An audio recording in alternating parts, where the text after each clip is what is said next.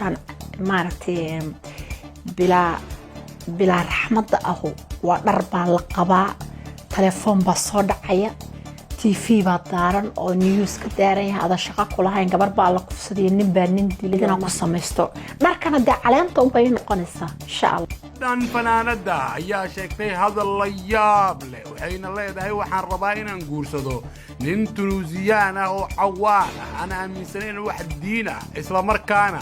geedka iyo alaabto dhan ku xirta geedo ama coos ayadana waxay sheegtay in sidaas oo kale alaabteeda ay ku xiran doonto coos iyo geedo kulanti waxaan oo wanaagsan ciyaarta hawada aan ku saaxiibnay oo idilkiinba meel walba aad joogtaan waxaan leenahay waqtiga idin wacnaado dhammaantiinba muuqaalka la gareeyo cid walba muuqaalka la gareeysa waxaan Allah subhanahu wa ta'ala aan kaga baryeena umuure leedahay ilaahay inuu saala ilaahay subhanahu wa ta'ala awlaadda uu barakaya inta awlaadoonkana ilaahay awlaad baariyaasi inta gurdoonkana gur wanaagsan iyo mustaqbal wanaagsan ee baweyn hasiyo qof walba muuqaalka sheerta ku qabtaa la gareeyana waxa rabbi subhanahu wa ta'ala aan kaga baryeena mal adduunyada si filan inuu ilaahay subhanahu wa ta'ala uu siiya dambigood iyo dambiga waalidkoodana ee baa u dhaafaa rabbi subhanahu wa ta'ala uu ku cazuuma jannatul firdaws al'a xaasidka waxa leenahay wa min sharri xaasidin ida hasad al xaasid la yaflah bi idni allah al kareem waxa ku dambeynaya hoog iyo qasaaro oo rabbi subhanahu wa ta'ala aan kaga baryeena inta xanuunsan rabbi subhanahu wa ta'ala xanuunka ka dulqaado ummadda Soomaaliyeed meel walba ay joogtana rabbi subhanahu wa ta'ala gargaarkiisa iyo nasrigiisa ee baweynaha siiyo deeqa afra waxay kamid tahay fanaaniinta Soomaaliyeed waxayna ku nooshahay dalka Sweden aysa sheegaysaa hadal la yaab leh oo dhammaan ummadda Soomaaliyeed ay la yaabi doonaan kaas oo aan mid aan hore lagu baranin in gabdhaha Soomaaliyeed ay ka hadlaan haddaba si dagan muuqaalka u daawo aragtidaadana qaybta hoose ee fariimaha nagu reeb deeqa afra ayaa wareysi ay bixisay waxay ku sheegtay inay doonayso nolosha kelida ah taas oo ay ku sheegtay inay tahay inay doonayso nolosha dadka cawaanta ay ku nool yihiin kuwaas oo u badan dalalka Hindiya iyo Tunisia ama Indonesia waxayna tilmaantay in dadkaasi ay ka heshay noloshooda ayadana ay doonayso nolol noocaas oo kala ah inay samaysato dadka aan ka hadlayna ayaa Soomaalida waxay u yaqaanin cali beesteen waa kuwan xiranin dharka isla markaana socdo sidii hooyadooda iyo aabahooda ay u dhaleen ayako ah waxay sameeyaan oo kaliya alaabta lagu sameeyo galmada ama eeba uu siiyay ragga in ay ku xirtaan oo kaliya coos iyo geedo dumarkana noocaas oo kala ay sameeyaan waxay sheegtay deeqa afro in nolosha noocaas oo kala aad ay kaga hesho isla markaana dhowr mar ay u socdaashay dalka Indonesia si xiriir ay ula sameeyso nin aaminsan ama nin cawaan ah waxayna tilmaantay in arintaasi aad ay uga adkaatay isla markaana dhowr mar ay ku naqatay dalka Indonesia waxayna sheegtay in dabadeed ay dirtay codsiyo aad u badan iyo arjiyo ay ku doonayso inay ku hesho nin cawaana waxay sheegaysaa deeqa afro in loo soo diray 20 sawir ka badan oo niman cawaan ah isla markaana qaqaawan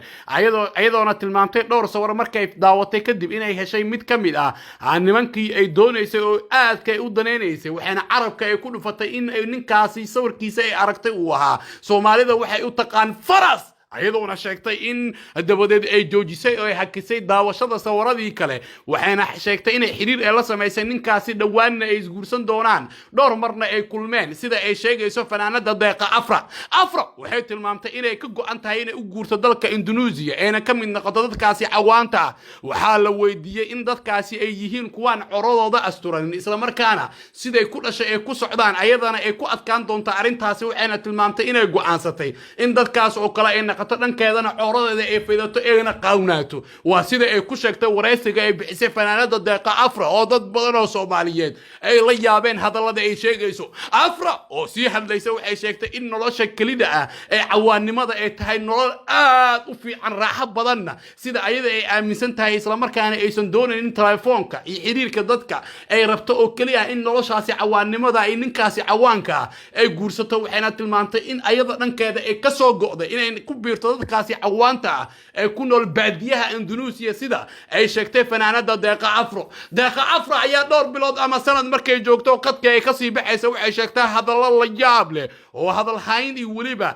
waa hadal hayn aad u badan dhaliya taas oo keenta in dad badan ay si weyn ay ula yaabaan sida hadalka hadda ay sheegtay oo kale waxayna hadda ka hor deeqa afra ay sheegtay inay doonayso in hadii ay dhimato in la saaro geed taas oo markii dambe ay ka soo naqatay laakiin lama oga deeqa afra in hadalkan hadda ay sheegtay ay kasoo naqan doontay in kale ama uu yahay hadal niyada ka ah laakiin dad badan ayaa hadalkeeda u fasiranaya deeqa afra in markii hadalhaynteeda ay dhuntay kadib ay samayso hadal ama hadalhayn arrin dhalin karta hadalhayn aad u weyn taas oo dad badan ay si weyn ay ula yaabaan waana hadalkan hadda ay sheegtay deeqa afro bal si degana qayb ka mid ah hadalka deeqa afra ay sheegtay u daawade hooyadu u dhashay oo caleen bay saartaan cawradooda maxaad aad arrintaa ka yeelaysa wallaahi horta maxaan ku idhahay tawaarune in yar bay halkaas maaragtay yara adkaan doontaa laakiin dee waa waxaan ku talagalay oo aniga kule noloshaan maaragtay bilaa raxmadda ahu waa dhar baa la qabaa telefoon baa soo dhacaya TV baa daaran oo news ka daaran yahay ada shaqo ku lahayn gabar baa la kufsaday nin baa nin dilay oo maarta muhiim adiga markaa ku ahayna shaqo baadan ku lahayn